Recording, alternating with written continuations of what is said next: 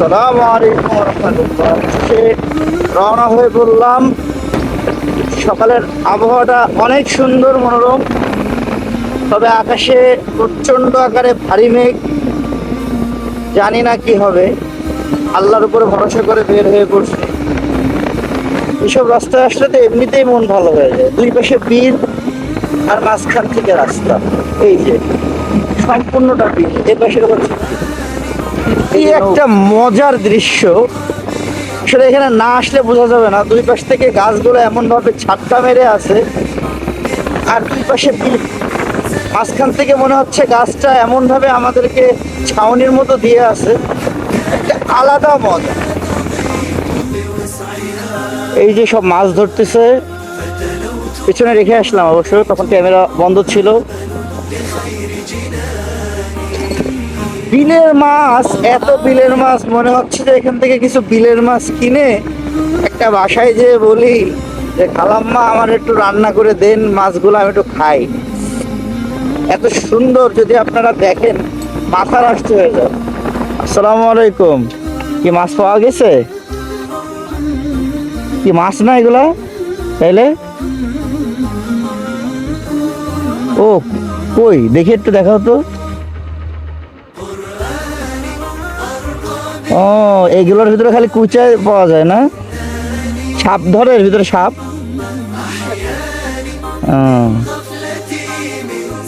না, আমি একটু আপনার ইসে যাচ্ছি, দুর্গাপুর যাচ্ছি, আমি বেড়াইতে আসছি।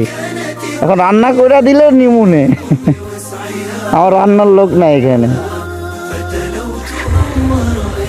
ঠিক আছে, থাকেন তাইলে। এখন আছি পাটলি সরকারি প্রাথমিক বিদ্যালয়। এটা আমার দেখা ছিল না, এটা হচ্ছে আমি প্রথম দেখলাম যে কুচ্চা ধরার জন্য আলাদা ওই যে বেত দিয়ে বানানো, ওর ভিতরে খালি কুচ্চাই আসে। কুচ্চাও বুঝতে পারে যে এটা হচ্ছে আমার। ঘুরলে বোঝা যায় পৃথিবীতে কত কিছু আছে যেগুলো এখনো আমাদের অজানা। দেশের ভিতরে এক এক জায়গায় এক একটা ধারা, এক একটা কালচার, এক এক ধরনের মানুষ, এক এক ধরনের মানুষের স্বভাব। এই জিনিসগুলো যখন আপনি বের হবেন এক একজনের সাথে, ওরে ওরে সুবহানাল্লাহ, মাছ দেখলে তো মাথায় নষ্ট হয়ে যাচ্ছে। মনে হচ্ছে এখানে ইনস্ট্যান্ট একটা বিয়ে করে বলি যে মাছ রান্না করে দাও। আসসালামু আলাইকুম চাচা, কি মাছ পাইলেন? ওরে সুবহানাল্লাহ, কি বাসার জন্য? পুরো একদম ঝিয়া ঝিয়া বলে না এটা রে, জাল ভর্তি ঝিয়া মাছ। একবার মারছে, জাল মেরে একদম বাসায় নিয়ে যাবে। এখনো হালকা তেলের বড়া দিয়ে একদম ভাজা ভাজা করে গরম ভাত দিয়ে খাইতেছে, কি মজা রে ভাই। তা কি করে করবো এইসব দেখি। মাশাআল্লাহ, বামে একটা রাস্তা দেখলাম, ঢুকে গেছি, চলেন রাস্তা থেকে হালকা একটু ঘুরে আসি, যদি এটা আমাদের রোডের মধ্যে পড়ে না। দুই পাশ থেকে মেহগুনি গাছ, এই যে রাস্তাটা মানে এত সুন্দর মাশাআল্লাহ। কিন্তু দুই পাশ থেকে মেহগুনি গাছ দিয়ে একদম ওই যে শেষ পর্যন্ত রাস্তাটা, মানে আর যাবো না, মানে পুরো রাস্তাটা এরকম। তো যে কথা বলতেছিলাম যে আমি যে বক বক বক বক করি, এখান থেকে দেখা যাচ্ছে কিছু কাটছাট করে ভিডিওটা ছাড়ি। জিনিসটা আমার কাছে মানে এই যে একা একা গাড়ি চালানোর যে একাকিত্বটা, এই লোনলি ভাবটা থাকে না, কেটেছে। এই জন্যই মূলত ভিডিও করা। তাছাড়া ভাইরাল হওয়ার আমার কোনো ধান্দা নাই। কারণ আমার কোনোদিন দেখবেন না আমার কোনো ভিডিওতে আমি বলছি যে আমাকে লাইক করেন, শেয়ার করেন, কমেন্টস করেন, আমাকে ভাইরাল করে দেন। এরকম ভাইরাল হওয়ার আমার কোনো ইচ্ছা নেই। এখন আমরা এখান থেকে নদী পার হইতে হবে, তাই তো? নদী পার হইতে হবে যাওয়ার জন্য। ভাই নৌকা আসে না এখনো? ওরে সুবহানাল্লাহ, আল্লাহ ভরসায় যে এখন আমরা নদী পার হব, কিন্তু এটা সুবহানাল্লাহ, এখানে তো বেশ রিস্ক।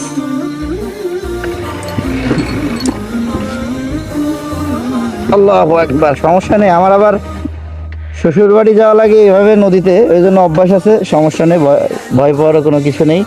এই যে এই নদীটা আমরা পার হব, এই নদীটা পার হয়ে যাইতে হয় দুর্গাপুর বিজয়নগর, তাই তো? এই যে এখানে হচ্ছে আমি নৌকা ভাড়া দেব। নৌকা হচ্ছে এখান থেকে পার হইতে মাত্র 10 টাকা নেই, আপনাদেরও জেনে রাখা উচিত। এই যে আমি এখন নাস্তা করবো একটা গ্রাম্য হোটেলে। আমি চলে যাচ্ছিলাম, অবশ্যই দিকে চলে গেছিলাম, কিন্তু এখানকার পরোঠার সেন্টটা এত সুন্দর লাগলো। আমার ওই ছোটোকালের একটা সেন্ট ছিল পরোঠার। মনে হলো আমার পিছন থেকে টেনে নিয়ে আসলো, তাই ভাবলাম এখানেই নাস্তা করে যায়। দ্বিতীয়ত আমি একটু ক্ষুধার্থ, ওই জন্য এখন এখান থেকে হালকা পাতলা নাস্তা করবো, এরপরে ইনশাআল্লাহ দুর্গাপুরের উদ্দেশ্যে রওনা হব। আমার কি লাল করে পরোটা ভেজে দেওয়া যায়? দেন খেয়ে দেখি আপনার পরোটার সেন্টটা অসাধারণ।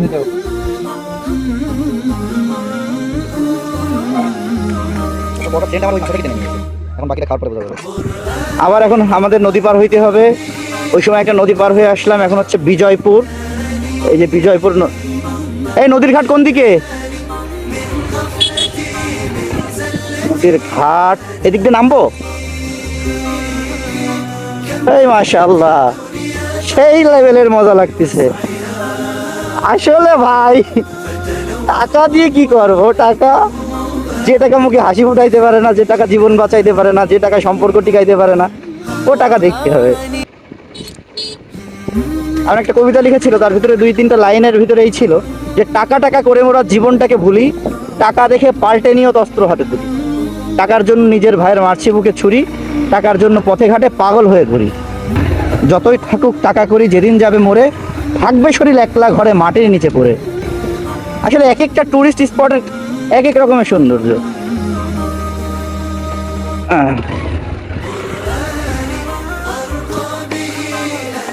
এই উঠা পড়লাম, অবশেষে আমরা দ্বিতীয় নৌকা পার হয়ে যাচ্ছি।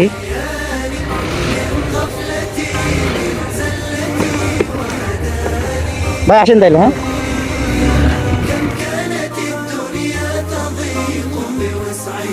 কত?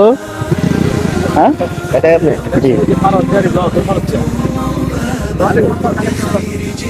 একজনের কত ভাই? এখানে হচ্ছে নৌকা পার হওয়ার পরে 10 টাকা, এখানেও 10। একটু টাটকা দিলে ভালো হয়, ধন্যবাদ। 30। অবশেষে আমরা বিজয়পুরের উদ্দেশ্যে ও সুবহানাল্লাহ, এই ভিউটা মন তো যাচ্ছে এদিকে চলে যায়। এই যে অসাধারণ একটা ভিউ দেখা যাচ্ছে, এই যে পাহাড় দেখা যাচ্ছে কিনা আমি জানি না, তবে এখান থেকে একদম পাহাড় বোঝা যাচ্ছে।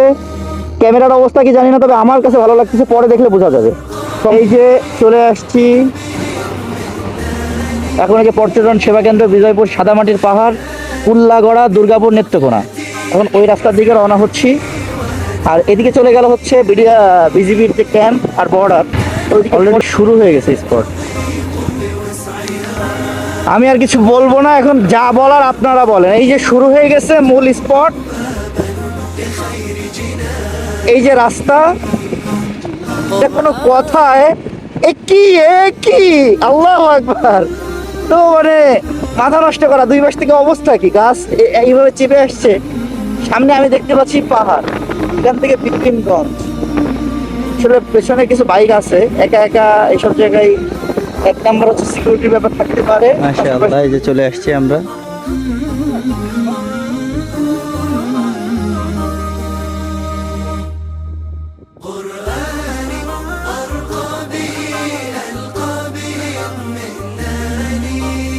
এই যে এই হচ্ছে কাঙ্ক্ষিত সুন্দর চীনামাটির পাহাড়।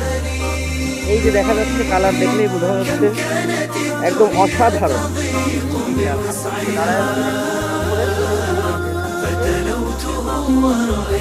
এই দেখার জন্য মানুষ আসে, আসলে অসাধারণ।